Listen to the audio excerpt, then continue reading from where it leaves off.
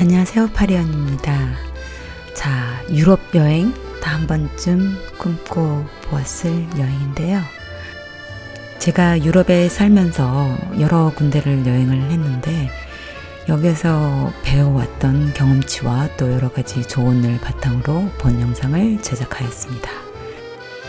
자, 모든 여행이 그렇지만 특히 유럽 여행은 준비한 만큼 얻을 수 있는 것도 많고 또 더 안전하고 즐겁게 보낼 수가 있습니다.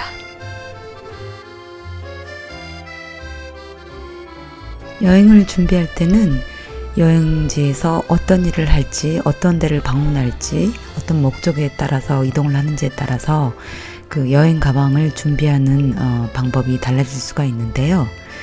일단 유럽은 오래된 도시들이 많고 그래서 도시 내에 성당, 박물관, 그다음에 기타 여러 가지 그 문화 시설들이 있고 서울이나 부산 등 국내 도시를 여행할 때 비슷한 옷차림과 거기에 추가해서 이제 비상 상비 용품들, 그다음에 각종 신변 용품들을 추가하신다고 생각하시면은 좀 간단하게 준비를 하실 수가 있겠습니다.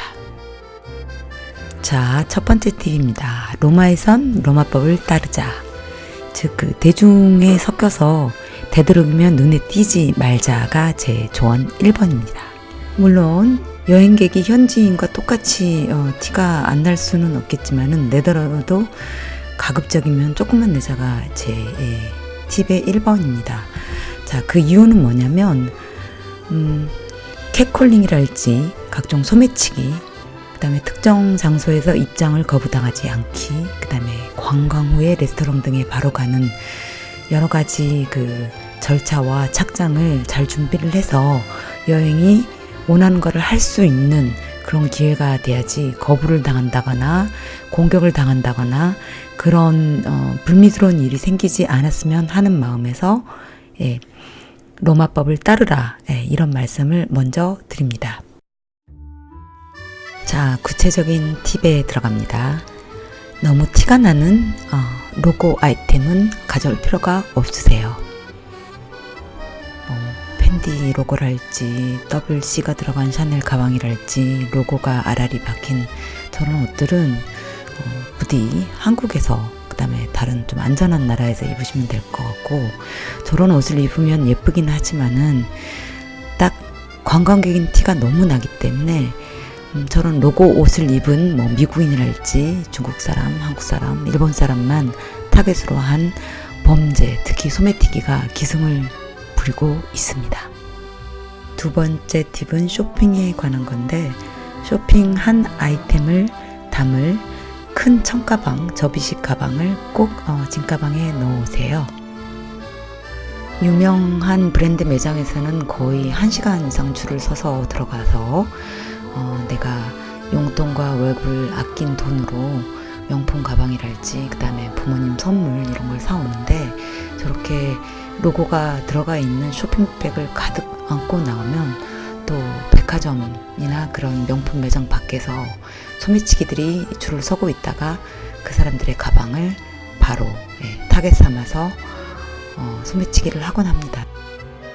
명품 쇼핑 고수한테 배운 팁은 저렇게 부피가 작고 둘둘 말아질 수 있는 청가방을 갖다가 가방에 지니고 다니면서 명품 쇼핑을 하고 나서 명품 로고가 박힌 쇼핑백은 접어서 가방에 집어넣으시고 저렇게 청가방에다가 담으면 약간 그 너무 티가 나는 로고를 가려주기 때문에 소매치기로부터 1차 타겟이 되는 것을 약간 방지할 수가 있겠습니다. 자, 다음 팁은 운동복은 가져오지 말자. 무슨 말일까요? 요즘 뭐 헐리우드나 아시아에서도 핫한 유행 룩이 애슬레저 룩이라고 운동과 그 레저를 겸한 그런 건데, 유럽 특히 프랑스와 이탈리아에서는 정말 빅 노입니다. 이거는 운동 추리닝이나 뭐 운동용 운동화뿐만 아니라 등산복 등 이곳 유럽에서는 특히 프랑스, 이탈리아, 영국 이런 데에서는 운동복은 정말 운동할 때만 입습니다. 아무리 내가 그 아디다스에서 위아래 추리닝을 예쁘게 샀다라고 할지라도 유럽에 올 때는 짐만 무거워지니까 잠시 두고 오시길 추천합니다. 다음 팁은 신발에 관한 겁니다. 아마 가장 중요한 팁인데 불편한 신발을 가져오면 힘들어집니다. 특히 이 하이힐 스틸레토 힐을 말씀드리는데 유럽은 오래돼 있고 보도블럭이 다 저렇게 돌멩이가 아라리 박혀져 있어요. 하이힐을 신는 순간 바로 그 힐이 그 돌멩이 사이에 박혀서 힐이 망가지게 됩니다. 그리고 보이는 모든 지하철과 이런 계단들 이런 데 왔다 갔다 하다 보면 아마 하이힐 신고 10분도 못 가서 내가 왜 이걸 갖고 왔지 하고 뼈저리게 후회를 할 거예요. 이렇게 오래된 그 돌멩이 길들부터 시작해서 유럽이 역사가 오래됐기 때문에 지하철이랄지 모든 관공서랄지 그 다음에 역사 유적지에도 계단이 많고 에스컬레이터 같은 게 별로 없어요. 자, 밖에서 오랫동안 걸어 다니면서 유럽의 건축물도 구경을 하고 그러려면 이런 하이힐이나 불편한 신발은 꼭 피해 주시는 게 좋을 것 같습니다.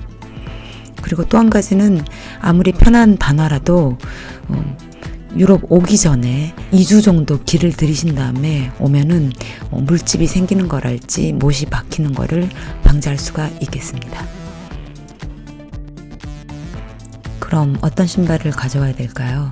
하나는 약간 드레시한 거, 하나는 편안하게 걸을 수 있는 거를 추천을 드립니다.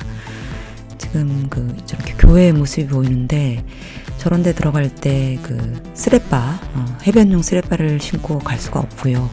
또 한 가지는 저런 이제 격식이 있는 카페랄지 레스토랑에서 내가 근사하게 와인 한 잔 마시고 싶은데 스레빠 차림으로는 저지당할 수가 있어요. 그래서 추천을 드리는 거는 보이는 슬리본이랄지 더운 여름일 경우에는 샌들이라도 저렇게 좀 뒤가 막아져 있는 조금 차려입은 듯한 스마트한 샌들을 신으면은 저지를 당하는 것을 피할 수가 있겠습니다. 그 다음에 운동용 조깅 운동화가 아니라 같은 운동화지만 약간 좀 도시형 시티 운동화 이 정도로 신으면은 어느 장소에 어느 시간에 가더라도 이렇게 문전박대를 당하는 일을 피할 수가 있습니다. 예쁜 원피스의 슬리본이 마음에 안 드신다면 이렇게 보이는 에스파드릴 약간 통굽식 신발을 신어도 좋고요. 가장 추천을 드리는 거는 이렇게 부티, 앵클 부츠가 바지에도 어울리고 원피스 어느 옷에라도 어울리면서 일반 구두와는 달리 발목을 잡아주기 때문에 헐거덕거릴 위험이 없고요. 또 어디에서나 어울리게 적당하게 차려입은 듯한 느낌을 줘서 한 가지 아이템이지만 정말 멀티하게 사용할 수 있는 그런 신발입니다. 비가 왔을 때도 샌들보다는 발을 조금 더 보호해 줄 수가 있고 또 부츠라고 해서 겨울에만 신는 게 아니라 이거 유럽에서는 한여름에도 많이 신고 있어요. 그렇게 날씨가 후덥지근한 날씨가 아니기 때문에 제가 파리에 살면서 그리고 유럽 여행을 하면서 가장 시즌과 날에 상관없이 많이 신었던 신발이 바로 앵클 부츠입니다. 다음 팁은 어디에서나 통용되는 말인데 특히 유럽에서 TPO에 맞는 옷차림 특히 종교나 사원, 격식 있는 장소에서 민소매나 슬리퍼 그 다음에 너무 파진 옷은 입장 자체가 금지되는 경우가 많아요. 몇 년 전에 인도네시아 발리에 있는 불교 사원에 갔는데 반바지를 입고 갔더니 못 들어가게 해서 현지에서 허리에 두를 수 있는 사롱을 거금을 들여서 온 가족이 구매를 했던 쓰라린 경험이 있습니다. 자, 그래서 특히 문화유적지랄지 특히 종교 관련 건물을 방문을 할 때는 너무 심하게 파진 옷이랄지 그다음에 무릎 위까지 올라오는 짧은 반바지 이런 것들을 입으면 좀 힘들 것 같고요. 근데 예쁜 민소매 원피스를 입었다 이 경우에는 위에다가 가디건을 하나 걸쳐주시면은 입장을 할 수가 있습니다. 그래서 가디건하고 민소매 원피스를 꼭 짝꿍으로 생각하시면 좋을 것 같아요. 자, 특히 여름에는 모자가 필요한데, 모자가 필요하실 때는 야구 모자보다는 페도라나 챙이 넓은 일반 모자를 추천을 드립니다. 처음에 말씀드렸던 것처럼 여기 유럽, 특히 프랑스와 이태리 이쪽에서는 스포츠웨어를 잘 안 입어요. 그렇기 때문에 일반 야구 모자보다는 좀 엘레간트한 작은 페도라나 아예 챙이 완전히 넓은 이런 우아한 모자를 쓰고 파리나 런던, 이태리 거리를 누비는 것도 유럽 여행을 할 때 멋을 낼 수 있는 방법인 것 같아요.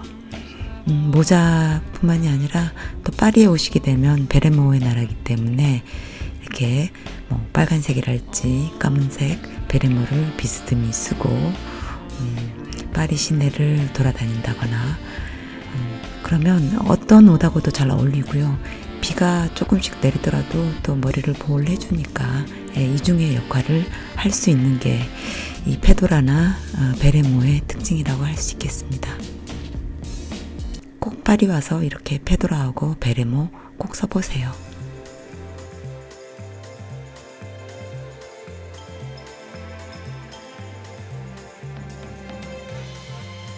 자, 아주 중요한 다음 팁입니다. 배낭은 소미치기가 제일 좋아하는 가방이에요.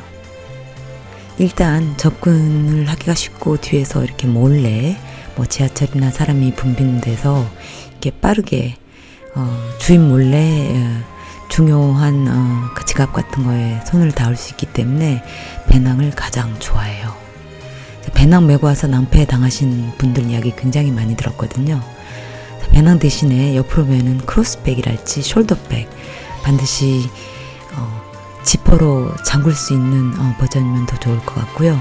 그래서 뒤가 아니라 내 가방이 내 옆에 내 손이 닿는 곳에 있는 것이 좋습니다. 그 다음에 굳이 배낭을 매야 된다면 배낭에는 옷이랄지 좀 무거운 그런 것들을 좀 넣어주시고 여권, 현금, 카드 같은 거는 몸에 붙어있는 힙색이나 복대 같은 데다가 넣을 것을 추천드립니다. 자, 다음 팁은 편하지 않은 옷을 가져오지 말자입니다. 파티가 있겠지, 중요한 일이 있겠지 이렇게 생각하시면서 이렇게 몇 개 가져올 수가 있는데 짐만 늘어나게 되고 유럽 사람들이 그렇게 머리서부터 발끝까지 블링블링한 옷차림을 하지 않기 때문에 그냥 평소에 입는 시크하면서도 편안한 옷을 가져오시기를 추천을 드립니다. 어디서나 그러겠지만 유럽이 약간 보수적이에요. 너무 야한 옷, 너무 파진 옷, 위도 파지고 밑에도 파지고 위아래 이렇게 홀러덩 이렇게 입고 오면 그러니까 직업 여성으로 정말로 오인받을 수 있는 여지가 많고요. 사람들 자체가 보수적이기 때문에 그냥 좀 심플하게 점잖은 복장을 하고 오시면 현지인에 잘 섞여서 좀 조용히 잘 여행할 수 있을 것 같습니다. 유럽은 하루 종일 비가 오는 일은 드물고 이렇게 가끔 국지적으로 날씨가 쨍했다가 갑자기 30분에서 1시간 정도 비가 와요. 자, 그럴 때 필요한 것이 접이식 우산과 레인코트, 비옷을 챙겨 오시면 밖에 돌아다니시다가 잠시 우산을 쓰고 계속해서 여행을 하실 수가 있겠습니다. 자, 이런 식으로 간단하게 접어줄 수 있는 비옷이 굉장히 좋은데 유니클로 같은 데에서 바람막이 겸 방수가 되는 이런 자켓 같은 것을 사오시면 유용하게 사용하실 수가 있습니다. 프랑스 위쪽부터는 일주일을 오시더라도 일주일 내에 봄부터 겨울까지 공존하는 경우가 있어요. 그래서 한여름에 35도 정도까지 올라갔다가 갑자기 저녁 되면 스카프와 자켓을 입어야 될 정도로 15도, 6도 이렇게 내려가는 경향이 있습니다.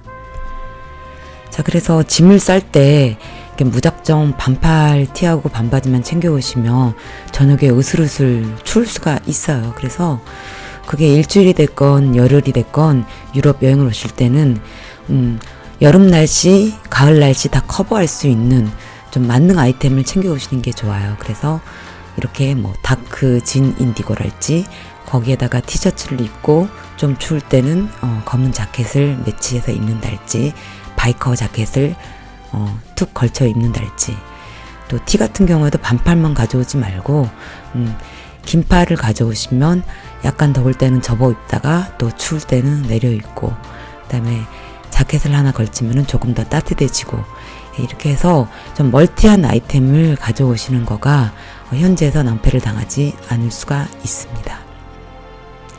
저런 블라우스 긴팔을 갖고 오면 뭐 7월 8월에도 입을 수가 있어요. 얇기 때문에. 자, 그리고 스트라이프 티 같은 것을 가져오면 반바지나 치마에 걸쳐 입어도 되고요. 또 캐주얼하게 아니면 저렇게 차려 입어도 좀 여러 가지 용도로 사용을 할 수가 있는 아이템입니다. 자, 또 니트 스타일의 저런 반팔 티도 유용하게 입을 수가 있고요. 반팔 티의 경우에는 너무 스포티한 로고가 있는 것보다는 캐주얼하게, 그다음에 차려입을 때 업앤다운으로 입을 수 있게끔 저렇게 세 가지 형태로 어느 옷에나 어울리는 그런 티 같은 거를 챙겨 오시면은 돌려 입기 굉장히 유용합니다. 구김이 많이 가지 않는 되도록이면 저지 소재나 면 소재 같은 거에 심플한 원피스를 챙겨 오면 저렇게 허리를 묶어서 조금 드레시하게 표현을 할 수도 있고요. 아니면은 뭐 귀걸이나 뭐 자켓을 걸쳐서 좀 성숙하게 표현할 수도 있고, 그래서 저지 소재에 구김이 가지 않는 원피스 가져오시면 유용하게 사용할 수 있고요. 또 걸쳐 입을 수 있게끔 가디건이나 풀오버 얇은 걸로 챙겨 오시면 약간 추울 때 아침 저녁으로 입을 수가 있습니다. 프랑스 위쪽에 있는 나라에서는 얇은 저렇게 긴 머플러가 있으면 굉장히 유용합니다. 7월 7일, 즉 어제 잠시 바람을 쐬러 드라이빙을 갔는데 날씨가 17도밖에 안 돼서 반팔하고 가죽 자켓, 그 다음에 저렇게 머플러를 챙겨 입고 안 갔으면 감기 걸릴 뻔했어요. 중간 두께의 2m 정도 길이의 스카프를 챙겨 오면 그래서 유럽에서 유용하게 사용하실 수가 있습니다. 자, 그래서 꼭 필요한 옷에 대해서 정돈을 해드리자면, 가방은 백팩보다는 심플한 크로스백이나 숄더백 지퍼 있는 걸로, 그 다음에 하의는 진청바지나 블랙진, 무릎 길이 반바지, 상의는 심플한 반팔 티셔츠 다수, 긴팔 셔츠 한두 개, 그 다음에 남방 블라우스, 그 다음에 날씨 변화용 아이템, 스웨터나 카디건, 심플한 야상이나 자켓, 비옷, 우산, 머플러 등을 챙기면 실패 없는 유럽 여행을 하시는데 도움이 될 것 같습니다. 옷 이외의 것은 액세서리와 위생용품, 약, 안전용품 등으로 정리가 될 수가 있겠는데요. 캐리어를 그 의자 같은 데 묶을 수 있는 자물쇠와 키체인이 꼭 필요하고요. 여권과 카드를 집어넣을 수 있는 컴팩트한 사이즈의 복대나 힙색이 필요하고, 두통약이나 체했을 때 먹는 약은 꼭 챙겨 오시는 게 좋습니다. 특히 체했을 때 어디 병원에 가기도 뭐하고 약국 가서도 말도 잘 안 통하기 때문에 꼭 미리 약을 챙겨 오시면 좋고요. 이건 정말 필수품인데 유럽의 화장실이 그렇게 엄청나게 깨끗하지가 않아요. 그래서 화장실에 들어갔다 나올 때, 그 다음에 변기 같은 걸 닦을 때도 유용할 수 있도록 손세정제, 물티슈 이런 것들을 꼭 챙겨 오시면 좋아요. 여기가 손세정제도 굉장히 비싸고 물티슈는 안 파는 곳이 많습니다. 그리고 종이 타입의 저렇게 얇은 비누도 있으면은 비누가 없는 화장실에서 유용하게 사용할 수가 있습니다. 그리고 평소에 사용하는 생리대도 꼭 챙겨 오세요. 보온 물통을 가져오면 유용하게 사용할 수가 있겠습니다. 유럽, 특히 프랑스, 이태리에서는 아메리카노를 팔지를 않아요. 자, 그러면 카페에서 더블 에스프레소를 시킨 다음에 숙소에서 따뜻한 물을 데펴서 보온병에 넣어놨다가 에스프레소를 보온병에 섞으면은 아메리카노를 즐기실 수가 있습니다. 에스프레소 너무 진해서 못 드시는 분들 많잖아요. 그럴 때 이렇게 에스프레소를 아메리카노로 변신시켜주는 미니 사이즈 보온 물병이 있으면 좋을 것 같습니다. 자, 그리고 자나깨나 하는 말, 소매치기를 항상 조심해야 되고요. 일단 오셨을 때 물건을 테이블 같은데 눈에 띄는 곳에 두고 자리를 절대 뜨지 말고요. 또 사진 찍느라고 이렇게 다른 거 보고 있을 때 테이블 위에 있는 지갑이랄지 핸드폰 같은 거가 순식간에 사라질 수가 있어요. 그래서 공공장소에 있을 때는 항상 조심하는 것이 좋습니다. 자, 어디서든지 웃음과 인사, 그 다음에 필요한 4-5가지 말을 미리 배워오시는 게 좋을 것 같아요. 감사하단 말, 안녕하세요, 맥주 주세요, 커피 주세요. 이 정도의 약간 간단한 현지어를 적어놓고 비행기 안에서 연습하고 현장에 오시면은 조금 더 편안하고 즐거운 여행을 하실 수가 있겠습니다. S'il vous plaît. 유럽 여행 시 꼭 필요한 서바이벌 프랑스어 관련 영상은 곧 준비해서 올리겠습니다. 자, 그러려면 파리 언니 채널 꼭 구독하는 거 잊지 마세요. 파리 언니, 다음에 더 즐거운 영상으로 찾아뵙겠습니다. 안녕. C'est un gros dégueulasse, il est vraiment foireux. Il vit chez sa mémé, il s'habille chez Dama avec son petit ciré. Il est vraiment ringard et joue les Don Juan dans sa super